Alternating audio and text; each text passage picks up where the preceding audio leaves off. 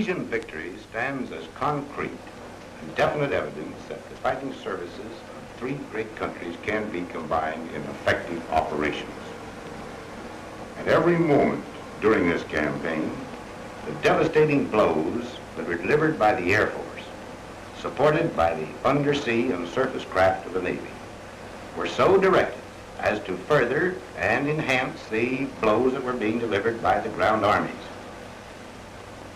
As the campaign progressed, the supplying of these troops by the enemy became more and more difficult. This was due to the power of the Air Force and the Navy. The efforts along this line were redoubled as each crisis of the battle approached. The land forces, of course, were vitally concerned with the amount of supply, the amount of reinforcements that were coming into the area each day. Their attacks were so timed, and the attacks of the Air Forces were so timed, that the maximum effect was produced upon the enemy at all times. General Eisenhower has mentioned the devastating attacks of our aircraft as one of the major factors in the Tunisian victory. Here are planes of the Northwest African Strategic Air Force, and this is a brief record of the part played by certain groups in that Air Force. The 321st Bomb Group used native labor to help fill the tanks of its B-25s. The final phase of the campaign, with stepped-up operations, made increasing demands on supplies, personnel, and equipment. Successful operations depend first on good maintenance. The cooperation of every crew in this group starts right here on the ground. These planes have to be ready on time. That means plenty of pressure on the ground crews who repair and keep these ships in fighting trim. It means trained crews who know their jobs. It means extra hours of work, plenty of cooperation, good organization, teamwork.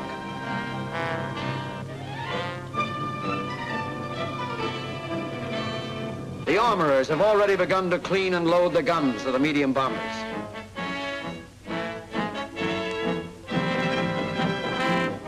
The ammunition is checked and fed into turret and waist guns.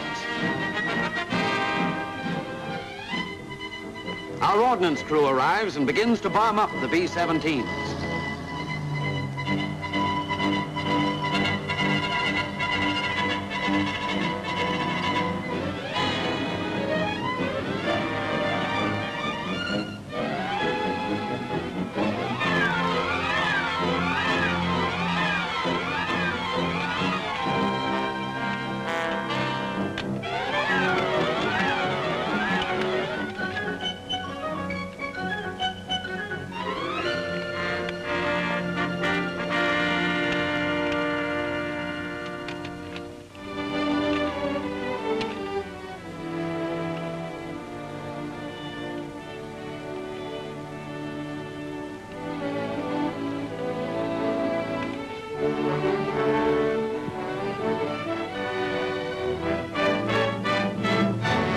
During all this field activity, the air crews, back at headquarters, are getting ready to be briefed on today's mission.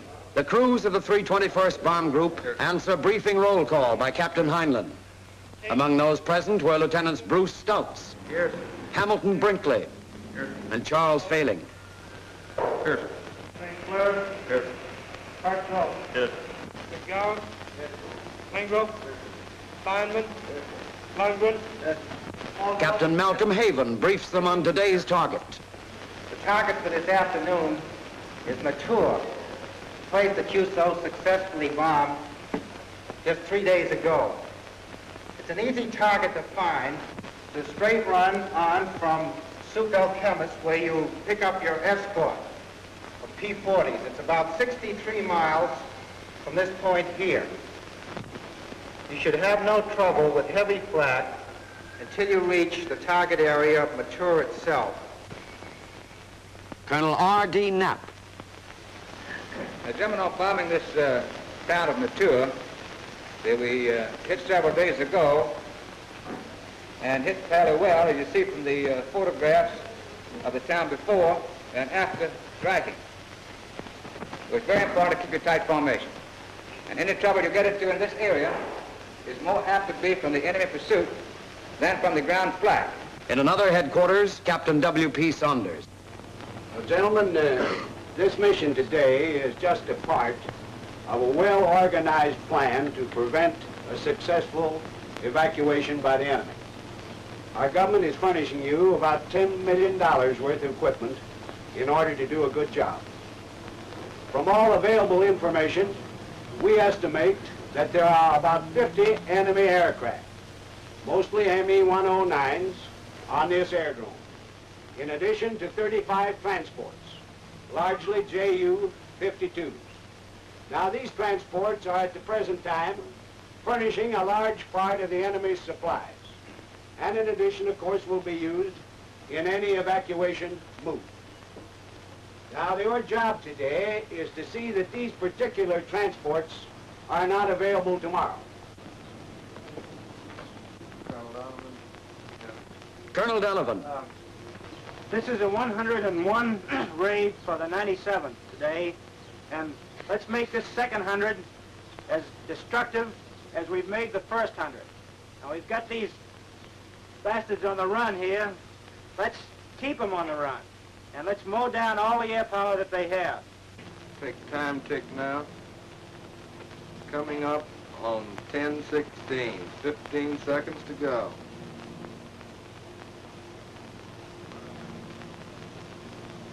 10.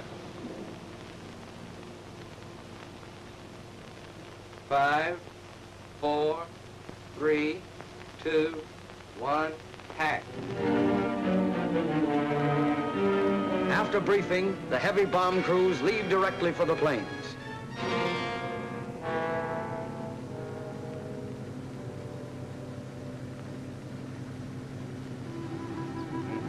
About the same time, crews of the 321st Medium Bomb Group start for their planes in jeeps.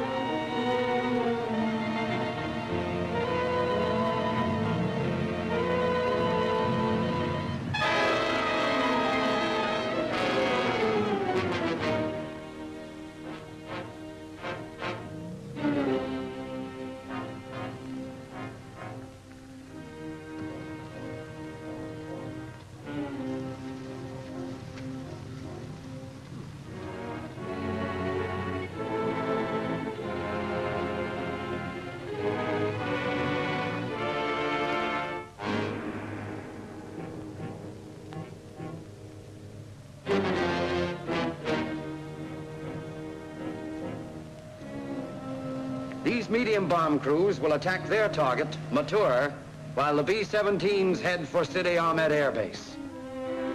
The truck from 97th Group Headquarters arrives and drops the crews off along the line of B-17s.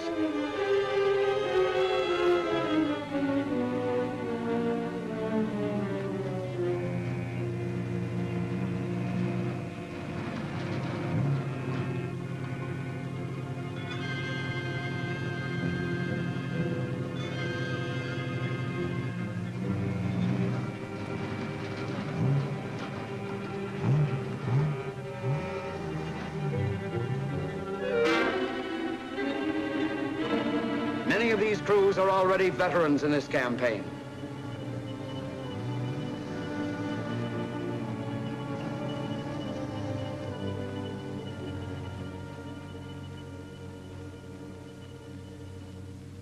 At this time, the Northwest African Strategic Air Force was moving toward the big final push.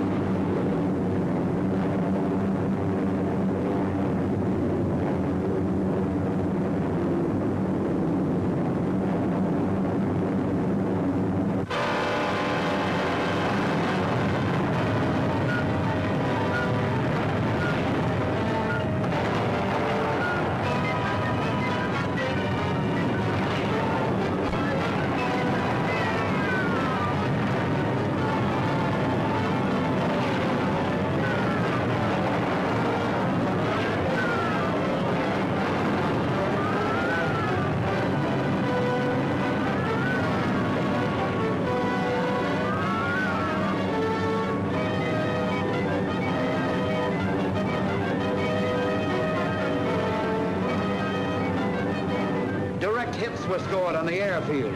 City Army.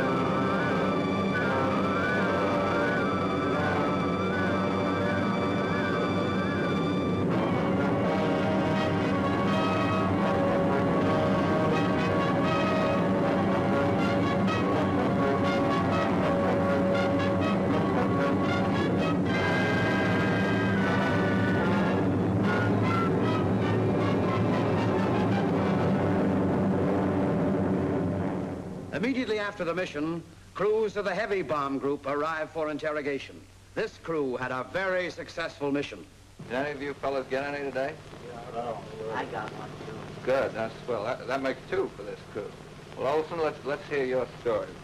Well, I was watching these 109s firing around up there looking for an opening. Mostly 109s today? There was a couple of potholes in there, too. And there's one peeled off at about 1,000 yards out, a couple hundred feet above us. Come in at about 8 o'clock. He was high, you say? Yeah, about 200 feet high. We started closing in, and I tracked him for a few yards and started shooting. How many rounds did you shoot into him? Oh, about 50 rounds. And then he opened up with his 30s at about 800 yards. And about 600 yards, he started using his cannon. And bullets up to then hadn't been very effective till he peeled off over the top of us about 200 feet. The last burst I fired, I clipped his tail off. Got his tail off. The last I seen him, he started down. Did anybody see this? Yeah, I seen it. What'd he do, Little Wolf? I see his damn tail blow off, and he went down a steep dive and seen him crash and burst into flames. Well, there's no doubt about that one, is there? No, there's no doubt about that. Won't be bothered with him anymore.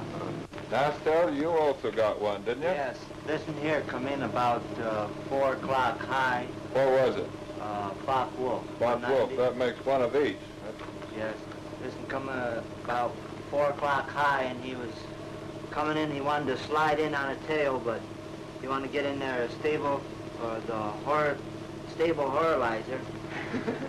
Horizontal stabilizer? Yeah, the horizontal stabilizer, and he got in there, and he wanted to get in on a tail, but he got over too far, and Slipped over. yeah, he slipped over about 500 yards, and I started shooting at him then. How close did he come to you? Well, he got about 200 yards within the guns, and then he went right straight down. And I called up the ball turret, man. How many rounds you put into him? Oh, about 50, I'd say. Got 50 into him. The ball turret man saw him go down. Did you see him go down? Yeah, after Shorty called me up, I followed him down with my ball turret, and I raked him. He wasn't spinning or anything. I thought he might be big and coming up on our belly, so You got a few shots in him, too. I gave him a few good bursts, and he went straight down to a dive, hit the ground, exploded. That was a damn good raid. One of the B-25 crews wasn't so fortunate. Well, boys, I understand that mature trip was pretty rugged. Lieutenant Bem, did you ever get to the target? We got to the target. You did. Where was it that your engine was shot out, Lieutenant Holt? About 2 minutes before we started. Can you show me on this map here? Yes, sir. It's down here in this section, south of the tour. I see, right about in here. Yes, sir. Sergeant Fort, how'd you get that crack on the nose? Landing on land or on water isn't smooth as on land. I think one of the ammunition cans caught me in the nose for that. Joe, tell me, where did you land on the beach? About 5 miles south of Cape Negro. Oh, that's south of there. Oh, yes, sir. About how long were you all on the life raft? Well, from the time we all got aboard, approximately 3 hours before we reached it. Sergeant Uzelko, you're a gunner, aren't you? Yes, sir. What position? Third gunner, sir. Did you have any trouble getting out? No, sir, not too much. Where did you get out? Sideways gun. Out to the side, there's a window there if we got out. Went those machine guns in your way? No, sir, we threw them overboard before we did.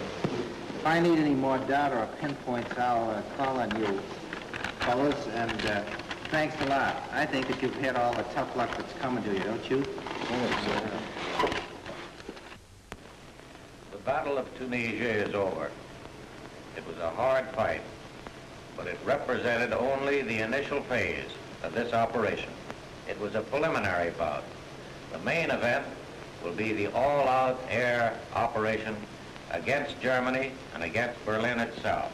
The jobs of the Northwest African Strategic Air Force were first to stop supplies of material and personnel getting into Tunisia, and later to stop personnel from getting out. These jobs were accomplished by destroying both the supplies and the means of bringing supplies in. Harbors were attacked, marshalling yards, shipping, both naval and merchant, and the enemy air, both his offensive air force and his air transport. I want to take this occasion to congratulate and to thank the boys of the Northwest African Strategic Air Force for the job they have done. It's been outstanding. It's been a pleasure and a privilege to serve with them.